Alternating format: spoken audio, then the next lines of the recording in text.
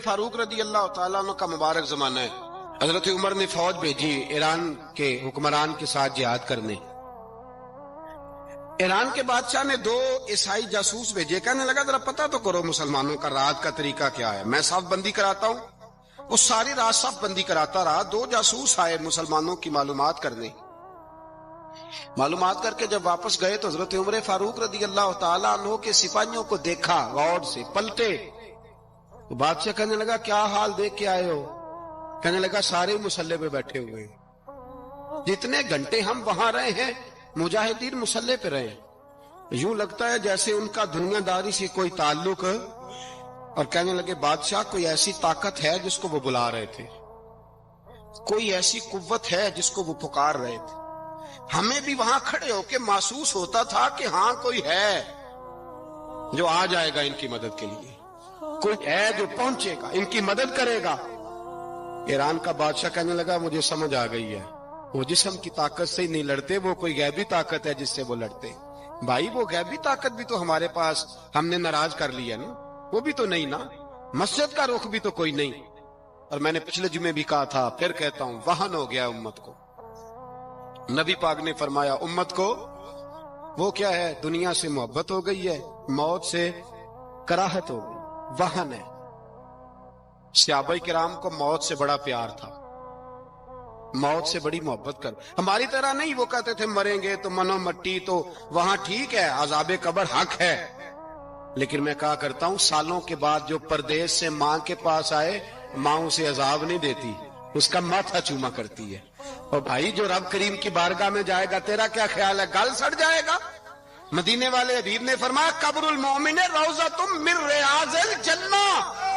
फरमाया मेरा मोमिन जब कब्र में जाता है तो अल्लाह जन्नत के सारे दरवाजे खोल देता है, वो तो अल्लाह की रहमत में पहुंचता है।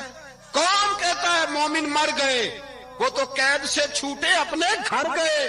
कौन कहता है कब्र में अजाब है, तो सिर्फ अजाब ही है, हाँ मुजरिम को सजा मिलेगी।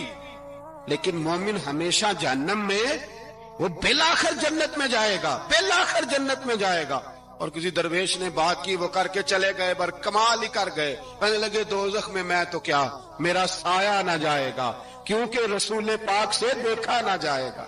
नबी पाक सैयद आलम अलैहिस्सलाम के गुलाम तो देखो ना, सारी जिंदगी उम्र फारूक बुखारी पढ़ो तो सही, सारी जिंदगी उम्र हर नमाज के बाद कहते थे अल्लाह मरजुकना शहादतन फी सबीलिक, अल्लाह बिस्तरे पे मौत ना देना, मौत मुझे शहादत की देना। हजरत सैयदना मौला अली शेर खुदा करम अल्लाह ताला वजहुल करीम सारी जिंदगी कहते रहे अल्लाह अली ने मैदान में उम्र गुजारी है, इसे शहादत की मौत अता फरमा। ओ भाई ये तो शहादतें मांगने वाले। हजरत इमाम हुसैन मैदान करबला में खड़े थे, शिमर कहने लगा हुसैन तेरी चारों जानी मौत है। तो आप फरमाने लगे तुझे अभी हमारा पता ही नहीं, मौत से तो हमारा प्यार चलता है। और फरमाया ये शहादत तो हमारा पीछा करती है, पहुंच जाती है जहां हम होते हैं, मौत से डरा रहा है। मुसलमान का मरने को दिल नहीं करता, वरना वो इतनी बड़ी कोठी में कौन रहेगा। मरने को दिल इसलिए नहीं करता कि वो जो 6 करोड़ 10 करोड़ डॉलर लूट के रखे, मर गए तो खाएगा कौन। वो फकीर फाका मस्त थे, उनका घर ही कोई नहीं था, उनके बैंक बैलेंस ही कोई नहीं थे। वो कहते थे घर हमारा है, वो जो हमारे रब ने तैयार किया हुआ है, हमारा बैंक बैलेंस है, वो जो हमें जन्नत में जाके मिलेगा। उनका तो ये खाता ही कोई नहीं था, इसलिए वो शहादत की। हजरत उमर बिन जमू रज़ी अल्लाह ताला अन्हु मैदाने ओहद में 4 बेटे लेके आए। कितने बेटे बोल के बताए? 4 बेटे लेके उमर बिन जमू आए, और खुद एक टांग से लंगड़े से आती है, टांग छोटी है। हुजूर के सामने खड़े हुए कहा महबूबा मेरे 4 ही थे, मैं 4 ले आया हूं, कबूल कर ले। तो हुजूर ने फरमाया तू क्यों तलवार ओढ़े आया है, ये तूने क्यों गले में असला डाला हुआ है? कहा या रसूलल्लाह मैंने भी तो जाना है ना। तो हुजूर ने फरमाया 4 बेटे जो हैं। तो हजरत उमर बिन जमू ने बात की, सहाबा कहते हैं हम लबों से मुस्कुरा रहे थे, आंखों से रो रहे थे, क्या अजीब अंदाज है। हुजूर ने फरमाया उमर 4 बेटे जो आ गए तो तू रहने दे। हजरत उमर रो पड़े, कहने लगे महबूबा क्या लंगड़े जन्नत में नहीं जाएंगे? क्या हुजूर मैं लंगड़ा हूं तो मेरे लिए जन्नत कोई नहीं? मेरे हबीब पाक सैयद आलम सल्लल्लाहु अलैहि वसल्लम ने फरमाया अमर तू जरूर जन्नत में जाएगा। कहा महबूबा फिर बच्चे बाद में जाएंगे, मैं पहले मैदान में जाऊंगा। एक बीबी 4 बेटे लेके आई ओहद में। कहा महबूबा कुल कमाई थी मैं ले आई हूं, میرے پاس کوئی اور شے ہوتی تو میں بچا کے نہ رکھتی، بیٹے دے کے نا حاضری لگوا کے تو واپس دروازے پہ لے گئی۔ تو حضرت سیدنا عبداللہ ابن عمر فرماتے ہیں بی بی بول رہی تھی تو میرا جذبہ جہاد بڑھ رہا تھا، اپنے بیٹوں کو کہنے لگی میں تمہیں حضور کے پاس چھوڑ کے جا رہی ہوں، جب تم میدان میں گرو گے تو میں تمہیں دیکھنے آؤں گی، دیکھنا تمہاری پشت پہ کوئی زخم نظر نہ آئے، جتنے تیر کھانے ہوئے سینے پہ کھانا، اتنے تلواروں کے نیزوں کے زخم برداشت کرنے ہوئے یہاں کھانا، پشت پہ زخم نظر نہ آئے۔ حضرت عبداللہ ابن عمر فرماتے ہو بی بی کی گفتگو میرا جذبہ جہاد بڑھا رہی تھی۔ ایک بی بی 3 سال کا 4 سال کا بیٹا لیے رو رہی ہے، احد کا دن ہے، سہیلیاں پوچھتی ہیں تو کیوں روتی ہے؟ وہ کہتی ہے دیکھو میرا خامد بھی بدر میں شہید ہو گیا، بھائی اور باپ بھی، دل کرتا ہے کوئی جوان بیٹا ہوتا تو آج مصطفیٰ کے ساتھ اسے ہی بھیج دیتی، کوئی جوان میرے پاس ہے ہی 3 سال کا تو کیا کروں، 3-4 سال کا بچہ کیا کرے گا؟ پتہ نہیں کیا دلیل آئی، اچانک اٹھی، بیٹے کو سینے سے لگایا، کپڑا ڈالا، مسجد نبوی پہنچ گئی۔ حضرت بلال کہتے ہیں مجھے ملی، کہنے لگی بلال مجھے پتہ ہے حضور تیاری کرا رہے ہیں جنگ کی، پر 2 منٹ اگر میری ملاقات ہو جائے۔ بلال حبشی کہنے لگے حضور ہم ایک بی بی ضد کر رہی ہے۔ حضور باہر آئے، کہنے لگی حضور میں فلاں کی بیٹی، فلاں کی بہن، فلاں کی بیوہ ہوں، میں نے بدر میں 3 شہید دیے ہیں، اب میرے پاس یہ 3 سال کا لال ہی بچا ہے، بڑا فخر ہے میرا، لوگ مجھے شہید کی بیوہ، شہید کی بیٹی، شہید کی بہن کرتے، دل کرتا ہے شہید کی اماں بھی کہیں جاؤں تو میرا بیٹا لے لے۔ سیدنا بلال کہتے ہیں حضور مسکرائے، کہنے لگے یہ 3 سال کا نونہال کیا کرے گا؟ کہتے ہیں اماں کا عجیب جذبہ ہے۔ کہنے لگی محبوبہ سنا ہے اسلحہ بھی تھوڑا ہی ہے، ڈھالیں زیادہ کوئی نہیں، میرا بیٹا ساتھ رکھ لیں، جب آپ کی طرف کوئی تیر آیا نا تو میرا بیٹا ڈھال کے اس کو ڈھال بنا کے آگے کر دینا۔ محبوبہ ڈھال تو بان ہی سکتا ہے نا۔ حضرت بلال فرماتے ہیں مصطفیٰ کریم نے فرمایا جا میں نے قبول کیا، قیامت کے دن بیٹا گھر لے جا، جب تیرا نام پکارا جائے گا تو شہید کی اماں کہہ کے پکارا جائے گا، جا تو گھر لے جا۔ کہتے ہیں چلتے چلتے ایک غریبنی اور آ گئی، اتنی سی اٹی بان کی، اتنی سی، بلال حضور سے ملاقات ہو جائے گی۔ نبی پاک آ گئے، کہا محبوبہ یہ غلبہ اسلام میں میرا بھی حصہ ڈال لے۔ حضور نے فرمایا یہ کیا ہے؟ کہنے لگی حضور خامد فوت ہو گیا، اولاد اللہ نے بے نیازی سے دی نہیں، سویرے چرخہ کاٹ کے رزق حلال کھاتی ہوں، میرے پاس نا یہ اتنا سا بان ہے، ایک گھوڑے کی لگام بن جائے گی، محبوبہ حصہ تو ڈال جائے گا نا دین کے لیے، میری قبولیت ہو جائے گی۔ میرے حبیب نے ہاتھ اٹھائے اور دعا مانگی، کہے اللہ جتنا تو میدان کے مجاہدوں کو اجر عطا فرمائے اتنا اس غریبنی کو بھی عطا فرمانا۔ حضرت عمر فاروق رضی اللہ تعالیٰ عنہ رات کا وقت چہرے پہ نقاب ڈال کے گلی میں گھوم رہے، میں بھی گلی میں نکلتا ہوں، آپ بھی نکلتے، لیکن مقصود یہ ہے کہ ذرا پتہ کریں باہر کی ہوا کیسی ہے، مقصود یہ ہے کہ پتہ کریں کہ آج برگر کس دکان کا اچھا ہے، معلومات کریں کہ محلے کی سیاست کس رخ جا رہی ہے۔ وہ بھی نکلتے تھے لیکن مقصود یہ نہیں تھا، مقصد سمجھ گئے تھے نا، وہ اس لیے نکلتے تھے کہ پتہ کروں کوئی دکھی تو نہیں، کوئی تکلیف میں تو نہیں، کوئی آزمائش میں تو نہیں۔ دیکھیں نا کام وہی ہے، میں بھی کرتا ہوں، آپ بھی کرتے ہیں، ساری دنیا کرتی، لیکن وہ ایکم احسن عملا، کردار کس کا ستھرا ہے، ذہن کس کا اونچا ہے، ذوق کس کا بڑا ہے۔ زندگی وہ بھی بتا گئے، ہم بھی گزار رہے ہیں، لیکن وہی کمزور باتیں اور وہی روایتی گفتگو اور وہی لب و لہجہ اور وہی دنیا داری کے مخصوص ہی ہماری گفتگو، فلاں کیا کر رہا ہے، کہاں پہنچ گیا، اگر پیسے کسی نے نہیں کمائے تو کہاں نکھٹو ہے تب نہیں کمائے، اور اگر زیادہ کما لیا تو کہنے لگے 1 نمبر طریقے سے تو نہیں کمائے جا سکتے، یہ کوئی غلط رستہ بڑی گفتگو ہے، بس نشستن گفتن برخاستن۔ تو اعلیٰ کام، اعلیٰ کردار ان لوگوں، حضرت عمر گزر رہے تھے تو غلام ساتھ تھا، ایک شخص کو دیکھا کہ مدینے کے باہر خیمہ لگایا ہوا ہے، بھئی خیریت ہے یہاں خیمہ کو لگایا؟ کہنے لگا امیر المومنین سے ملنے آیا، رات ہو گئی تھی تو سوچا یہیں قیام کر لیتا ہوں، صبح ان سے ملوں گا۔ تو فرمایا اندر کسی کے درد سے کراہنے کی آواز آتی ہے، کہنے لگا میری بیوی ہے۔ اور بچے کی ولادت کا وقت آ گیا، تکلیف میں حضرت عمر دوڑے گھر گئے، اپنی اہلیہ سے کہنے لگے نیکی کمانے کا ارادہ ہے؟ اس نے کہا ہے۔ مقصد سمجھ گئے تھے نا وہ لوگ، بالکل ہے۔ فرمایا جو ضرورت کی چیزیں ولادت کے وقت ہوتی ہیں لے لے، کچھ گھی لے لیا، کچھ چنے لے لیے، کچھ ضرورت کی چیزیں لے لی، خاتون کو ساتھ لیا۔ یہ خاتون اول کی بات کر رہا ہوں میں خاتون اول کی بات کر رہا ہوں۔ حضرت فاروق اعظم رضی اللہ تعالیٰ عنہ امیر المومنین ہے۔ حضرت عمر نے اپنی اہلیہ کو ساتھ لیا، جہاں وہ شخص تھا وہاں آئے، اہلیہ نے حضرت عمر کے ذمہ کام لگایا، آگ جلا لیں، یہ تیل لے لیں، فلاں فلاں چیز گھی میں ڈال لیں، بنانی شروع کر دیں۔ فاروق اعظم نے ہاتھ کے اندر پکڑا ہوا برتن، چمچہ، ڈوئی بھی آخ لی دے، پنجابی ہے نا، تو وہ کام کر رہے ہیں، چلا رہے ہیں، آگ جلا رہے ہیں، خاتون اندر ڈیوٹی کر رہی۔ تو وہ شخص جو تھا نا جس کی بیوی تھی، وہ کہتا میں 2-3 دفعہ کا غلام ادھر آ، فلانی چیز بتا۔ میرے ذہن میں یہ تھا کہ امیر المومنین نے کو بندہ کھڑا کیا آنے جانے والے مسافروں کا خیال کرے۔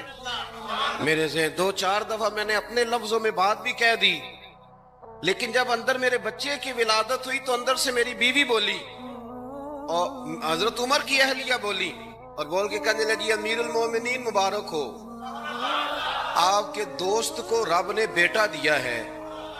وہ شخص کہتا ہے میں باہر کھڑا تھا، وجود تڑپ گیا، آنکھیں برس پڑی، کبھی نہیں رویا تھا پر کیفیت عجیب بن گئی، کوئی تقریر نہیں سنائی، کوئی اعلیٰ شعر نہیں انہوں نے پڑھا، میں نے جوں لے کر ان کے سر سے پاؤں تک دیکھا، میں نے کہا یہ وہی شخص ہے جس کا نام لے تو کیسر و کسرا کانپ جاتے ہیں، یہ وہی شخص ہے۔ میں نے جمعے میں کہا تھا کہ روب کپڑوں کا نہیں ہوتا، روب تو دیانتداری کا ہوتا ہے۔ ہاں بڑا مال کما کے لوگوں نے بنائی ہوتی ہے کار کوٹھی، تو بندے کھڑے ہو کے کہہ دیتے ہیں 2 نمبر طریقے سے آیا ہے، اور 13ویں-14ویں گریڈ کا ملازم ہو تو اس کے سامنے بہت بڑا افسر ڈر رہا ہوتا ہے یار بندہ دیانتدار ہے، یہ رشوت نہیں لیتا، سفارش نہیں مانتا، یہ میرٹ پہ کام کرتا ہے۔ تو روب تو آپ کی دیانتداری کا ہے، آپ کی سچائی کا ہے۔ اپنی زندگی میں جو لوگ مقصد سمجھ گئے، مقاصد پا گئے، کچھ کر گئے، ہم ذرا الجھ گئے ہیں۔ پہلے اتنا شاندار مکان بناتے ہیں، پھر مرنے کو کس کا دل چاہے؟ اتنی محنت کر کے جو ہے وہ کوٹھی بنائی ہے تو اب چھوڑ کے کون جائے؟ وہ تیار بیٹھے تھے، انہیں نبی کریم نے کہا تھا کن فی الدنیا کانک غریب نو عابر السبیل، تم نے مسافروں کی طرح رہنا ہے۔ او میرے بھائی، کبھی دیکھا ہے ایئرپورٹ پہ مسافر لڑتا ہو کہ میں نے یہ جگہ خریدنی ہے؟ اسے پتہ ہے کہ ابھی فلائٹ آنی ہے، میں نے تو چلے جانا ہے۔ ریلوے اسٹیشن پہ جو جگہ ہوتی ہے وہ خریدنے کے لیے لوگ رٹا نہیں ڈالتے، انہیں پتہ ہے پہلی ٹرین سے چلے جانا ہے۔ بس سٹاپ پہ جھگڑے نہیں ہوتے کہ یہ کرسی میری ہے، جانا جو ہے مٹی دیں تے مٹی رہنا ہی، ایویں کادی بلے بلے، اج مٹی دے اتے بندے آتے کل مٹی دے تھلے۔ اتنا زیادہ مقصد نہیں نا جب سمجھتے تو بے چین ہے، بے قرار۔ بعض لوگوں نے اتنے پیسے جمع کر لیے کہ اتنے کھا نہیں سکتے، اتنی ضرورت نہیں، لیکن اس کے باوجود ہے کہ وہ دوڑ ختم ہونے کا نام ہی نہیں لے رہی۔ حضرت صدیق اکبر رضی اللہ تعالیٰ عنہ امیر المومنین ہے۔ بادشاہوں کے بڑے بات ہوتی ہے، ہمارے ملک میں ایسے بھی بادشاہ گزرے ہیں کہ جو سفر پہ جاتے تھے تو خانسامے بھی لے جاتے تھے، باورچیوں کو بھی لے کے جاتے تھے کہ کھانا میری مرضی کا ہونا چاہیے۔ حضرت ابوبکر صدیق نے پانی مانگا، امیر المومنین، تو صحابہ نے نا شہد ملا پانی پیش کیا۔ کوئی اتنی لمبی بات تو نہیں، لیکن صدیق اکبر رو ہی پڑے، اور اتنا روئے کہ ہجکیاں بن گئیں۔ لوگ کہتے ہیں پتہ نہیں تھا کس بات پہ رو رہے ہیں، پر ہم بھی رو پڑے۔ حضور آپ کیوں روتے ہیں؟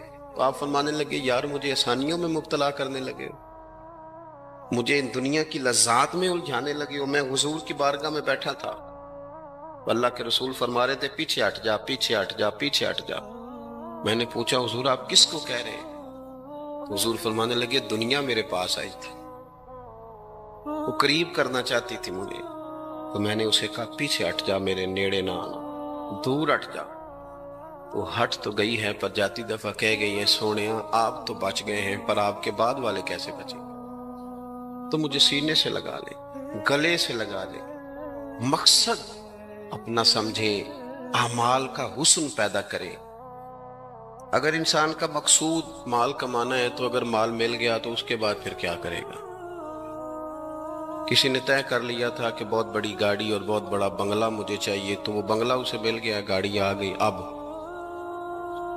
تو مقاصد کیونکہ طے نہیں ہوتے، تو جو چیز انسان چھوٹا سا مقصد طے کرتا ہے وہ اسے حاصل ہو جاتا ہے۔ میں نے ملک سے باہر جانا ہے، گھر سیٹ کرنا ہے، ساتھ والا پلاٹ لینا ہے، ہو گیا سارا کچھ، تو اب وہ پھر انسان بے چین ہو جاتا ہے، پریشان رہتا ہے، کہتا ہے سمجھ نہیں آتی مطلب مقصود کیا ہے۔ اللہ تبارک و تعالیٰ نے تو ایک تنکا بے مقصد پیدا نہیں کیا، اتنا سونا انسان کیسے بے مقصد پیدا کر؟ تو رب کریم نے ہمیں بتایا کہ مقصد تو تمہارا ہے، مقصد ہے الذی خلق الموت والحیات لیبلوکم ایکم احسن عملا۔ اس نے موت اور حیات اس لیے پیدا کی ہے تاکہ پتہ چلے تم میں اچھے عمل کون کرتا ہے، تم کس قدر زیادہ اپنے رب کی عبادت کرتے ہو، کس قدر زیادہ حسن اخلاق کا مظاہرہ کرتے ہو، کس قدر زیادہ لوگوں کی خدمت کرتے ہو، کس قدر زیادہ تم دین کی تبلیغ میں، اشاعت میں، ابلاغ میں، ترویج میں کردار ادا کرتے ہو۔ با مقصد تمہیں بنایا، با مقصد اچھا ترین عمل تم میں سے کون کرتا ہے، اس لیے موت اور حیات پیدا کی تھی کہ تم نے ستھرے سے ستھرے اعمال، بہتر سے بہتر کردار، اعلیٰ سے اعلیٰ تمہارا انداز زندگی۔ دیکھیں ہم نے لوگوں کے ساتھ مل کے رہنا ہوتا ہے، بہت ساری چیزیں ایسی ہوتی ہیں کہ جو تکلیف کا سامان بنتی ہیں۔ اب انہی لوگوں کے ساتھ اللہ نے ہمیں مل کے رہنے کا حکم دیا، ان کے حقوق ادا کرنے کا حکم دیا، تو ساتھ ساتھ نہ درگزر کا بھی کہا، معافی کا بھی کہا۔ جب انسان معافی کر دینے والا ہو جاتا ہے، درگزر والا ہو جاتا ہے، تو پھر وہ بڑا ہو جاتا ہے، بڑے دل والا ہو جاتا ہے، بڑے حوصلے والا ہو جاتا ہے، بڑے ضرب والا ہو جاتا ہے، اس کی زندگی حسین ہوتی۔ تو یہاں آئے تھے کچھ کام کرنے، وہ جو ہم نے مقصود بنائے تھے نا، مطلب اچھے کپڑے، اچھی دنیا داری، اچھی گاڑی، اچھا موبائل سیٹ، وہ چونکہ مقصود نہیں تھا تو ان چیزوں کے حصول کے باوجود بھی لوگ پریشان ہیں۔ مقصود یہ تھا کہ بہترین عمل، سونا عمل، اعلیٰ ترین عمل میرے رسول پاک صلی اللہ علیہ وسلم کے غلاموں نے نا وہ عمل کر کے دکھایا۔ اعلیٰ ترین مزاج رکھتے تھے اور اعلیٰ ترین خدمت، یعنی لوگ ان کا کردار دیکھ کے نا، کردار اور عمل دیکھ کے، ہم تو لمبی تقریریں کرتے ہیں، باتیں کرتے ہیں، بڑا کچھ بتانا پڑتا ہے، لیکن وہ بس تھوڑا سا نا لوگ ان کے پاس اٹھتے بیٹھتے تھے، آتے جاتے تھے۔ اتنی دوڑ ہے کہ آگے بڑھ کے اور لینا ہے، اور لینا ہے، عالم مزید کا رٹا، وہ سمجھ گئے، ہم نہ اڑے ہوئے۔ بہت سارے لوگ ایسے ہیں جنہیں صحیح بات کا پتہ چل گیا ہے، وہ فیصلہ کرنے میں دیر کر رہے ہیں، انہیں سمجھ آ گئی ہے کہ بہتر یہی ہے کہ میں وقت پہ مسجد آیا کروں، انہیں سمجھ آ گئی ہے بہتر یہ ہے کہ سویرے اٹھ کے نا واٹس ایپ بعد میں دیکھوں، پہلے قرآن پاک کی زیارت کر لیا کر۔ سمجھ انہیں ہے، سمجھ ہے کہ باتیں زیادہ کرنے سے بہتر ہے درود و سلام زیادہ پڑھا جائے، پتہ انہیں ہے، وہ فیصلہ ہی نہیں کر رہے، ارادہ نہیں بنا رہے، توجہ نہیں کر رہے۔ جب بہت زیادہ بندہ دنیا داری میں الجھ جاتا ہے نا، بہت زیادہ، آسانیاں تو بندے کو جینے نہیں دیتی۔ پہلے انسان کہتا ہے کہ موٹر سائیکل ہو جائے نا تو چلو سفر آسان ہوگا، پھر موٹر سائیکل کہتا ہے ٹائر 2 ہیں، 4 ٹائروں والی ہونا، چلو مہران ہی ہو جائے خیر ہے، لیکن مہران میں بیٹھتے ہی اسے خیال آتا ہے کہ اس کی تو سیٹیں تنگ ہیں، پھر اس سے بڑی گاڑی چاہیے۔ یہ روز دوڑ ہے، پانچ فقیروں کسے نہیں ماریا، اے ہوئی چور اندر دا، یہ دوڑ ہے، یہ ختم۔ حضرت ابوبکر صدیق رضی اللہ تعالیٰ عنہ امیر تھے، ہمیں تو نا جی ایک سے ایک کھانا، اور آج یہ نہیں کھانا، آج میری مرضی کا کھانا، یہ میری مرضی کا، یہ میرے بچے کی مرضی کا، یہ فلانے کی مرضی کا، وہ خواہشات کا انبار، اور نفس بچے کی طرح ہوتا ہے، خواہش پوری کرو تو فوراً ہی دوسری بھی بتا دیتا ہے، دوسری پوری کرو تو تیسری کی بھی خبر دے دیتا ہے۔ ہم نا چونکہ الجھ جاتے ہیں، پھر وہ الجھاؤ ہمیں باہر نہیں نکلنے دیتا۔ اگر تھوڑا تھوڑا کر کے، میرا مطلب یہ ہے کہ زندہ رہنے کے لیے روٹی کھانی ہے نا، مثلا روٹی کا لطف کتنی دیر ہوتا ہے، جتنی دیر منہ میں چباتے ہیں، اس کے بعد ختم۔ تو کپڑا تو پہننا تھا بدن چھپانے کے لیے، اس میں وہ کدھر سے آ گئی ساری کہانیاں جو آج بن گئی ہیں، بن گئی. اور اتنے میں نے عجیب و غریب نظام دیکھا ہے کہ نوجوان ہے، اچھا بھلا سیاںا آدمی، کپڑے اس نے تازے سلوائے ہیں اور 99 لوگوں نے کہا ہے صحیح لگ رہا ہے، تو صرف ایک نے کہا نہیں ٹھیک لگ رہا. وہ پریشان ہو جاتا ہے، کہتے بھی اس کا کچھ کروں. کیوں؟ اس لیے کہ یہی سارا مقصود سمجھ لیا ہے، کپڑے پہننا، اسی میں الجھ جانا. میں اکثر دوستوں سے کہتا ہوں، میں خود کسی دوسرے کی بات نہیں کرتا، بہت زیادہ عمر نہیں میری، میں خود جایا کرتا تھا.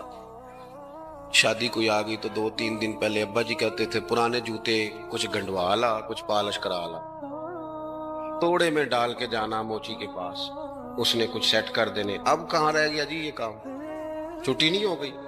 اب کون سا ایسا سلسلہ ہے؟ وہ جو کہیں سے کپڑا تھوڑا پھٹ جاتا تھا نا، تو اماں اس کو اس طرح پیوند کراتی تھی کہ ڈیزائن بھی بن جاتا تھا اور کام بھی چل جاتا. کدھر گیا وہ دور؟ لیکن تکلیف دیکھ لیں آج پہلے سے زیادہ ہے، لڑائی پہلے سے زیادہ ہے، آزمائش پہلے سے زیادہ ہے. کیوں؟ جتنی بھی خواہشات آپ بڑھاتے جائیں گے نا، مقصد فوت ہوتا جائے گا. جتنی بھی مقصود سفر کرنا ہے، گاڑی دکھانا تو مقصود نہیں نا، لیکن ہمیں وہ والی گاڑی چاہیے کہ لوگ ایک دفعہ انگلی منہ میں ڈالیں کہ وہ خو اس گاڑی پہ بیٹھا ہوا ہے. ہم مقصد سے پیچھے ہٹیں گے جب پھر تکلیف میں آئیں گے، پھر آزمائش. زندگی میں ہم نے جو چیزیں مینج کی ہیں وہ ساری دوسروں کے لیے، ہمارے لیے کوئی شے بھی نہیں. ولیمے پہ گئے تاکہ برادری راضی ہو جائے، تعزیت کے لیے گئے تاکہ محلہ راضی ہو جائے، فلانا کام کیا تاکہ لوگ جو ہیں وہ میرے حق میں ہو جائیں. ساری زندگی دوسروں کے لیے جی کے گزار دی، اور آپ نے 99 نیکیاں کی، ایک خامی آئی تو لوگ تو وہ تھے جو پھر بگڑ گئے. بہتر نہیں بندہ رب کو ہی راضی کرے. واللہ ورسولہ احق ان یرضوہ، اللہ اور اس کے رسول کا زیادہ حق ہے کہ انہیں راضی کیا جائے، ان کا زیادہ حق. اپنی زندگی میں معاملات کو ترتیب دیں، ایک مخصوص ذہن بنائیں. اتنا سویرے قرآن شریف پڑھنا ہے، اتنا درود پاک، اور یہ راز ہو ہمارا اور ہمارے رب کا، یہ راز ہو. اتنی دیر مصلی پہ بیٹھنا ہے. میرے ایک دوست ہے ڈاکٹر صاحب، میں بیٹھا تھا تو وہ ایک شخص کو کہہ رہے تھے تیرے دل میں کچھ باتیں ہیں، نکال دے تاکہ تیری ٹینشن ریلیز ہو جائے، تیری صحت ٹھیک ہو جائے گی. تو بندہ کہہ رہا تھا اچھا ٹھیک ہے ڈاکٹر صاحب. تو میں نے کہا کہ اگر آپ اجازت دیں تو ایک بات میں بھی کر لوں. نے کہا آپ بھی کر لیں. تو میں نے کہا ڈاکٹر صاحب کچھ دکھ بڑے ذاتی اور نجی ہوتے ہیں، بندہ کسی کے سامنے کہہ ہی نہیں سکتا، بڑے ذاتی قسم کے ہوتے ہیں. وہ آپ کسی کے سامنے جتنا مرضی کوئی قریبی ہو، وہ بندے کی اپنی اندر کی کچھ ایسی تکلیفیں ہوتی ہیں اندر کی. آزم گنڈاں دے وچ گنڈاں 10 کیڑی کیڑی کھولا، بڑے مسئلے ہوتے ہیں، آپ کیسے بیان کر سکتے ہیں؟ سوال ہی نہیں پیدا ہوتا. تو کہنے لگا پیر صاحب حال تو ہوگا نا. میں نے کہا بالکل ہے. ہمیں ہمارے دین نے دعا سکھائی ہے، جو کسی سے نہیں کہہ سکتے وہ اپنے رب سے کہہ دو. اللہ کے حضور عرض کر دو، کشکول طلب دراز کر کے کہہ دو مالک یہاں پریشان ہوں. وہ بڑا کریم ہے، عطا بھی کرے گا اور پردہ پوشی بھی فرمائے گا. اپنے اللہ کے ساتھ اپنا تعلق مضبوط کریں، اپنی زندگی میں حسن اعمال کا پیدا کریں. اعمال کا، کہانیوں کا نہیں، باتوں کا نہیں، تصویروں کا نہیں، نئی سے نئی پکچر کا نہیں، اعمال کا. اور خوبصورت ترین طریقہ ہو. دیکھیں نا، مشکل سے بھی تو نماز پڑھنی ہے نا. سویرے ابا بڑے غصے میں تھے تو پھر مجھے اٹھنا ہی پڑا، تو اس طرح بھی تو پڑھنی ہے. تو اگر بندہ ذوق سے اٹھے اور ذرا سونا کر کے وضو کرے اور ذرا صحیح کر کے مصلی بچھائے اور سجدہ کرے تو ذرا ذوق سے کرے. مجھے سوز دے، مجھے ساز دے، مجھے نیم شب کا نیاز دے، دم سجدہ خود کو میں توڑ دوں، مجھے ایسا ذوق نماز دے. اس ذوق کے ساتھ آگے بڑھے. مقاصد جب بندہ سمجھ جاتا ہے نا، مقاصد، پھر اس کے لیے آسانی ہوتی ہے. میں نے عرض کیا تھا زیادہ باتیں نہیں کرنی، مقصود تو ایک پیغام دینا ہے. اب ہم نے جانے والوں کے لیے کیا کرنا ہے؟ ایک تو یہ کہ اپنا مقصد ٹھیک کرنا ہے کہ جو رخصت ہو گئے، اپنے بزرگوں کو نا یاد رکھیں. اصل کام ہے ان کو کھول کے بتائیے. سال کے بعد ختم، بڑی اچھی بات ہے، سسماہی ششماہی سیماہی سب ٹھیک ہے، ان کو یاد رکھیں. حضور نہ یاد رکھتے تھے، اپنی والدہ کا ذکر کرتے، اپنے والد کی بات کرتے، اپنے دادا کا ذکر کرتے. اپنے جانے سیدہ خدیجہ الکبریٰ رضی اللہ تعالیٰ عنہ وصال کر گئیں تو حضرت عائشہ کہتی ہیں حضور اکثر گھر میں ان کا ذکر کرتے. اپنے بزرگوں کو یاد رکھیں، ان کا ذکر کریں. ان کو نا والد کے لیے نا والد ہونا شرط ہے، پی ایچ ڈی ہونا شرط نہیں. والد کے لیے والد ہونا شرط ہے، مفتی ہونا شرط. والد ان پڑھ بھی ہو تو بچے کو سمجھانے کا سلیقہ سے اللہ اسے عطا کاری دیتا ہے. ماں بالکل ان پڑھ بھی ہو تو بچوں کو سمجھانے کا طریقہ اللہ اسے ان سے سیکھیں. میرے والدہ اور والدہ دونوں اپنا نام نہیں لکھ سکتے تھے، تو میں اپنے دوستوں سے کہتا ہوں مجھے کبھی موقع ملے تو میں کئی جلدوں میں کتاب لکھ سکتا ہوں اپنے ماں باپ. اس لیے کہ وہ جو ہمیں سکھا گئے، جو بتا گئے، وہ انہی کا خاصہ تھا. تو اپنے ایک تو جانے والوں کو یاد رکھیں، دوسرا ان کے لیے دعا کریں تو درد سے کریں، سونی کر کے کریں، صحیح کر کے کریں، اکیلے بیٹھ کے کریں. دعا کا سب سے زیادہ تعلق آپ کے دل کی آواز کے ساتھ ہوتا ہے. اور جس طرز میں حضور نے ہمیں حدیث سکھائی ہے نا، اس رنگ میں کبھی آپ حدیث کو سیکھیں، سمجھے نا. حضور فرماتے ہیں جس طرح دریا میں ڈوبنے والا سہارا تلاش کرتا، دریا میں اسے کتنی کو جلدی ہوتی ہے، غوطے لگ رہے ہوتے ہیں. وہ اس طرح کا نہیں ہوتا کہ میں عصر کی نماز کے بعد پھر آؤں گا تجھے نکالنے، اس طرح تو نہیں نہ ہوتا. دریا میں ڈوبنے والا اس طرح کشتی سہارا تلاش کرتا ہے، حضور فرماتے ہیں اس طرح قبر میں جانے والا دعاؤں کا انتظار کرتا ہے. آپ نے دیر کر دی دعا مانگنے میں، ختم دلانے میں دیر کر دی. خود صبح و شام ہمہ وقت دعا. ابھی آپ آیتیں سن رہے تھے سورہ ابراہیم کی، اللہ نے نماز میں رکھ دی ربنا اغفر لی ولی وللمؤمنین یوم یقوم الحساب. ایک تو نے یاد رکھیں، خوب دعا کریں، اور دوسرا کوشش کریں کہ وہ جو نیکیاں کرتے تھے وہ نیکیاں بھی جاری رہیں. جن لوگوں سے ان کا اچھا تعلق تھا وہ تعلق بھی قائم رہے. یہ بھی کوشش کریں کہ ان کے لیے صدقات و خیرات کریں، اور قیمتی صدقہ دیں. قیمتی، میں بات ختم کرنے لگا ہوں بس. قیمتی صدقہ دیں، قیمتی. 15 تولے سونا گھر میں پڑا ہوتا ہے، قیمتی ہوتا ہے نا. کبھی کسی نے چوک میں بتایا کہ آج 15 تولے سونا میرے گھر میں پڑا ہے؟ بولو نا، لگتا ہے تو 10 چھڑنا ہے. اگر گھر میں 50 لاکھ روپے کیش پڑا ہو تو چوک میں گلی میں آ کے آپ بات کریں کہ گھر میں پیسے پڑے ہیں؟ کیوں؟ کہ وہ قیمتی ہیں، کوئی لے نہ لے. تو یہ جو 5000 مسجد دیکھ کے سارے محلے کو بتاتے ہو یہ بھی صدقہ تھا، یہ بڑا قیمتی چیز تھی. یہ بتانے والا نہیں تھا، یہ تو نیکی تو قیمتی تھی.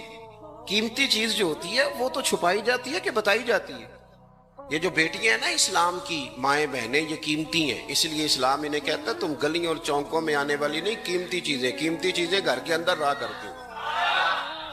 تم قیمتی چیزیں ہو، تمہارا وجود قیمتی ہے. تم کبھی ماں ہو، کبھی بیٹی ہو، کبھی بہن ہو، کبھی بیوی ہو، قیمتی ہو. اس لیے تمہیں اسلام کہتا ہے کہ گھر کے اندر رہو گی تو تمہاری قیمت رہے گی. کچھ چیزیں ایسی ہیں جو چوکوں میں گلیوں میں پھیل جائیں تو ان کی قیمت نہیں رہتی. اس لیے تمہیں کہا جاتا ہے کہ گھر میں رہو. یہ جو تمہیں چوکوں میں لاتے ہیں یہ تمہیں بے وقت کرنا چاہتے ہیں، بے قیمت کرنا چاہتے ہیں. انسان تھوڑی دیر کے لیے، اگر تھوڑی دیر کے لیے غور کرے تو بڑے بڑے جانور انسان سے بڑے طاقتور ہیں، لیکن اللہ نے ان کی نکیل انسان کے ہاتھ میں تھما دی. اتنا بڑا جہاز ہے، ٹنوں وزن لے کے چل رہا ہے. انسان کے بس کی بات نہیں کہ وہ کئی لوگ لگ کے بھی اس کو اٹھا سکیں، لیکن اللہ نے اس کے قبضہ و اختیار میں کر دیا ہے. فرمایا هو الذی خلق لکم ما فی الارض جمیعا، زمین میں جو کچھ ہے سارا تیرے لیے بنایا ہے، آسمان میں جو ہے سارا تیرے لیے بنایا ہے. وما خلقت الجن والانس الا لیعبدون، فرمایا کل کائنات میں نے تیرے لیے بنائی ہے اور تجھے میں نے اپنی عبادت کے لیے پیدا فرمایا ہے. تو جنوں اور انسانوں کو اللہ نے اپنی عبادت کے لیے تخلیق فرمایا. مقصد زندگی، مقصد تخلیق، دنیا میں آنے کا مقصد اولین اور مقصد آخری اللہ کی عبادت، اللہ کی معرفت، اللہ کی طرف توجہ، اللہ کی طرف رجوع. یہی ایک مقصد تھا انسان کے آنے کا. اسی کو قرآن نے بیان کیا تھا. اپنے اپنے مقاصد، درود شریف پڑھنے والوں سے بلند صلاۃ و سلام علیک یا سید یا رسول اللہ. اپنے اپنے مقاصد، اپنے اپنے معاملات کو ہم نے ترتیب دے لیا ہے. صبح سے شام تک کے معاملات سارے کے سارے ہمارے ذاتی، نجی، اور ہمارے اپنے بنائے ہوئے مقاصد کے تحت گزر رہے ہیں۔ حالانکہ رب کریم نے فرمایا کہ انسان، میں نے تجھے اپنی عبادت کے لیے بنایا ہے، اپنے لیے تجھے بنایا ہے، تو میری بارگاہ میں سجدہ ریز ہو، تو میری بارگاہ کی طرف توجہ کرے، تو میرے لیے تسبیح پڑھے، تو تہلیل کے جملے بولے، تو تکبیر کہے، تو میرے محبوب پہ نازل ہونے والے قرآن کی تلاوت کرے۔ تجھے تو اس لیے بنایا تھا۔ عبادت کا معنی یاد رکھیے گا، عبادت کا معنی فقط نماز پڑھنا نہیں، عبادت کا معنی صرف نماز پڑھنا نہیں، نماز عبادت کا ایک جز ہے، نماز عبادت کا ایک حصہ ہے۔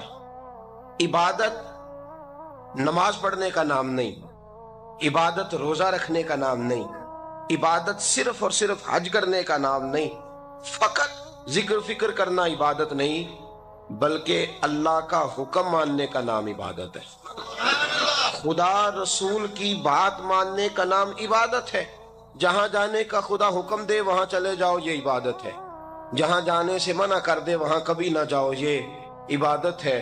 اگر نماز پڑھنے کا نام ہی عبادت ہوتا تو پھر فجر کی فجر کے وقت کیوں پڑھنی پڑتی، پھر ظہر میں ہی کیوں فرض ہوتی، پھر عصر کا وقت مغرب میں جا کے کیوں نہ شروع کیا جاتا، پھر انسان کی مرضی تھی جب پڑھ لیتا۔ فرمایا نہیں، عبادت میری ہے، اصل میری اطاعت ہے۔ میں جب کہوں کہ یہ فجر کا وقت ہے تو تجھے فجر مان کے پڑھنا، جب کہوں ظہر کا وقت ہے تو ظہر مان کے۔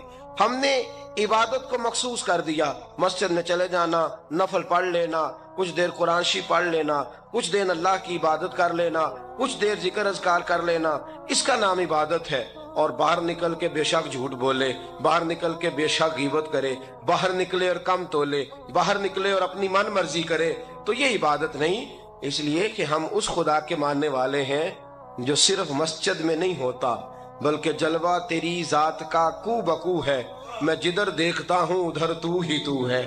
ہمارا خدا صرف مسجد میں نہیں ہے، اللہ ہر جگہ ہے۔ جے میں تینوں اندر جانا پھر مقید جانا، جے میں تینوں باہر سمجھا اندر کون سمانا، اندر بھی تویں باہر بھی تویں وچ بلا کون نمانا۔ اصل بات یہ ہے کہ جب خدا ہر جگہ ہے تو اللہ تبارک و تعالیٰ کا حکم ہر جگہ ماننا ہے، ہر جگہ اطاعت کرنی ہے، ہر لحاظ سے۔ رب کی بات ماننے کا نام عبادت ہے، اللہ کی، اس کے رسول الپاک صلی اللہ علیہ وسلم کی بات ماننے کا نام۔ توجہ ہے آپ کی میری بات پہ؟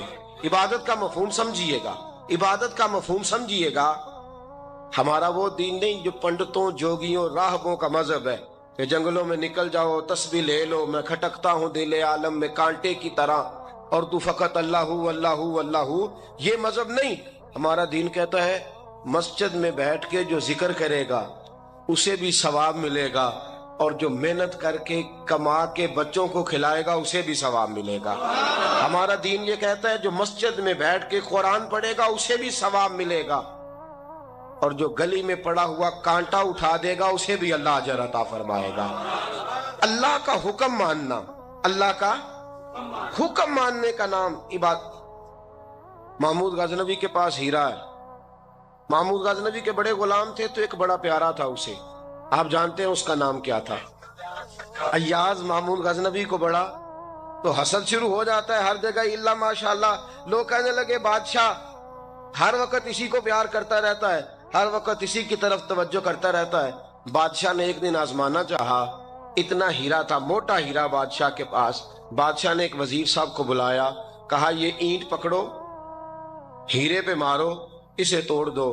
کہنے لگا بادشاہ بات تیری ٹھیک ہے پر بڑا قیمتی ہیرا ہے، کیوں تڑوا رہے ہیں آپ؟ مال خزانہ میں رکھ دیں، کام آئے گا، کسی نہ کسی جگہ پہ استعمال ہو جائے گا، آپ کیوں اس کو تڑوانے کی ضد کر رہے ہیں؟ بادشاہ سلامت نے کہا اچھا تم نے ٹھیک مشورہ دیا، میں ہی جذبات میں آ گیا تھا۔ ایک دوسرے آدمی کو بلایا، اس کو کہا یہ ہیرا توڑنا ہے۔ اس نے کہا بادشاہ مجھے لگتا ہے پوری دنیا میں اتنا موٹا ہیرا تیرے پاس ہے، کسی اور کے پاس نہیں ہوگا۔ یہ توڑنے کی چیز نہیں، تجوری میں سنبھالنے کی چیز ہے، اسے سنبھال کے رکھ۔ تیسرے کو بلایا، چوتھے کو بلایا، جس کو بھی بلاتا رہا وہ بادشاہ کو سمجھاتا رہا، جس کو بلایا بادشاہ کو سمجھایا۔ ایاز کی باری آئی، کہا ایاز ادھر آ۔ توجہ ہے آپ کی؟ ایاز ادھر آ، یہ ہیرا تو توڑ دے۔ اس نے اینٹ پکڑی، زور سے ماری، ہیرا توڑ دیا۔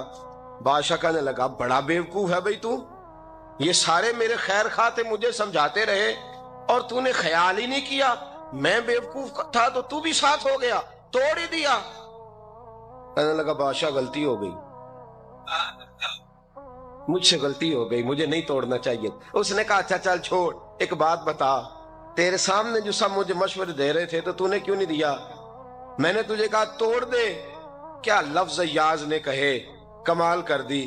کہنے لگا بادشاہ میرے دل میں خیال آیا ہیرا ٹوٹتا ہے تو ٹوٹ جائے، میرے بادشاہ کا حکم نہیں ٹوٹنا چاہیے، یہ ٹوٹتا ہے تو ٹوٹ جائے، یہ کرچی کرچی ہوتا ہے تو ہو جائے، خزانہ خالی ہوتا ہے تو ہو جائے، لیکن میرے مالک کا حکم نہیں ٹوٹنا چاہیے۔ بادشاہ میں ہر چیز توڑ دوں گا پر میں تیرا حکم نہیں توڑ سکتا۔ بس دوستو یہی عبادت ہے، بلا مثال و بلا تشبیہ بات سمجھیے گا۔ جس نے خدا کا حکم توڑ دیا اس نے عبادت نہیں کی، اور جس نے خدا کا حکم اچھا آؤ نماز کے لیے، دکان کا وقت ہے، گاہک بھی زیادہ آ گئے ہیں، رش پڑ گیا ہے، اب تھوڑا وقت مشکل ہو جائے گا، ذرا تھوڑی دیر میں پڑھ لوں گا۔ ہیرا ٹوٹتا ہے تو ٹوٹ جائے، گاہک آنے کا سلسلہ ٹوٹتا ہے تو ٹوٹ جائے، روزی آنے کا سلسلہ ٹوٹتا ہے تو ٹوٹ جائے، مسلمانوں خدا کا حکم نہیں ٹوٹنا چاہیے، رسول اللہ کا فرمان نہیں ٹوٹنا چاہیے۔ میرے رسول پاک صلی اللہ تعالی علیہ وسلم کا اقبال نے کیا کہا؟ کہنے لگا اے طائر لاہوتی، اس رزق سے موت اچھی جس رزق سے آتی ہو پرواز میں کوتاہی۔ کہا خدا کا حکم نہ توڑ بیٹھنا، اور عبادت بھی جس کو اللہ کہہ دے وہ عبادت ہے۔ ایک بندہ زوال کے وقت نماز پڑھنے کھڑا ہو جائے تو ہو جائے گی، کیوں؟ نماز نہیں پڑھ رہا؟ اچھا میں آپ کو روایت سناتا ہوں، شیر خدا مولا کائنات حضرت علی المرتضی رضی اللہ تعالیٰ عنہ فرماتے رسول پاک صلی اللہ علیہ وسلم نے ہمیں منع فرمایا یا جب عید الفطر کا دن ہو یا عید الاضحیٰ کا دن ہو تو تم نے کیا کرنا ہے؟ فجر کی نماز پڑھنی ہے، اس کے بعد اشراق چاشت نہیں پڑھنی، فجر سے لے کر عید کی نماز تک درمیان میں کوئی نماز نہ پڑھنا۔ جب عید کی نماز ہو چکے پھر تمہیں اجازت ہے جتنے مرضی نفل پڑھو، لیکن فجر سے لے کر عید تک تم کوئی اور نماز نفل درمیان میں نہ پڑھنا۔ حضرت علی المرتضی شیر خدا کا زمانہ ہے، عید کا اعلان ہو گیا، عیدگاہ میں لوگ کٹھے ہو رہے ہیں، ایک شخص دوڑا آیا، اس نے آ کے نماز کی نیت باندھ لی۔ توجہ ہے آپ کی؟ میں نے کہا عبادت ہے خدا کا حکم ماننے کا نام۔ حضرت علی رضی اللہ تعالیٰ عنہ نے نماز کے بعد اس شخص کو بلایا، فرمایا ادھر آ، تجھے نہیں پتا کہ جب تک عید کی نماز نہیں ہوتی کوئی اور نفل نہیں پڑھیں گے؟ کہنے لگا جی میں نے نماز ہی پڑھی ہے، کوئی جرم کیا ہے؟ کوئی نماز پڑھی ہے نا، میں نے سجدہ کیا ہے، کوئی جرم ہے؟